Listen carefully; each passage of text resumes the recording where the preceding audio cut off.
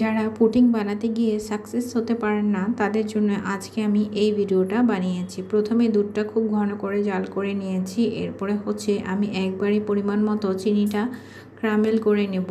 আর আপনারা যদি 1 কাপ দুধ নেন তাহলে একটা ডিম নিলেই হবে, আর দুধ অনুযায়ী আপনাকে ডিম নিতে হবে। আর এখানে হচ্ছে আমি 4টা ডিম নেব। আর আমি ক্যারামেলটা পরিমাণ মতো করে নিচ্ছি। এখানে ক্যারামেলটা একদম সাবধানে করে নিতে হবে, ধীরে ধীরে। আর ক্যারামেলটা করার সময় অবশ্যই ভারী তলাযুক্ত হাঁড়িতে নেবেন, তাহলে দেখবেন ক্যারামেলটা সহজে পুড়ে যাবে না। আর এখানে আমি যেই পাত্রে আসলে পুডিংটা সেট করতে দিব সেটার মধ্যে হচ্ছে আমি কিছু ক্যারামেল দিয়ে রেখে দেব, তাহলে এটা আরেকটু সুন্দর করে সেট হয়ে যাবে। আর দেখতে পাচ্ছেন আমি কিভাবে করে আবার বাকি অংশের ক্যারামেলের মধ্যে ঘন দুধটা কিন্তু দিয়ে দিচ্ছি। আর আমি একটু লবণ দিয়ে দিয়েছি, কারণ লবণ দিলে আমার কাছে ভালো লাগে। তো অনেকে ডিমের মধ্যে ইচ্ছে করলে আপনারা দিতে পারেন ভ্যানিলা এসেন্স, তো আমি এত কিছু আমার প্রয়োজন নেই। আসলে এটা এইভাবেই ক্যারামেল করলে খেতে খুবই দারুণ লাগে। আমি আর বেশি কিছু ইউজ করব না। তো এখানে হচ্ছে পরিমাণ মতো আমি সব কিছু চেক করে নিয়েছি। যদি আপনাদের প্রয়োজন পড়ে আর একটু চিনি দেওয়ার তাহলে আপনারা দিয়ে নিতে পারেন।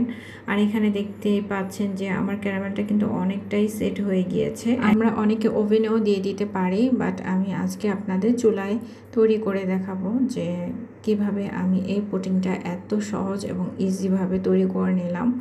আর এখানে হচ্ছে আমার ডিমটা ফেটে নিয়েছে আমার ছেলে। তো ও আসলে ক্যামেরার সামনে আসে না, আপনারা অনেকেই জানেন, তবুও আমি ভিডিওটা করেছিলাম, ও ডিলিট করে দিয়েছে। তো যাই হোক, ছেলে মেয়ে দুজনেই আসলে আমার পিছ ছাড়ছে না, যেহেতু এত মজার একটা ডেজার্ট তৈরি করব।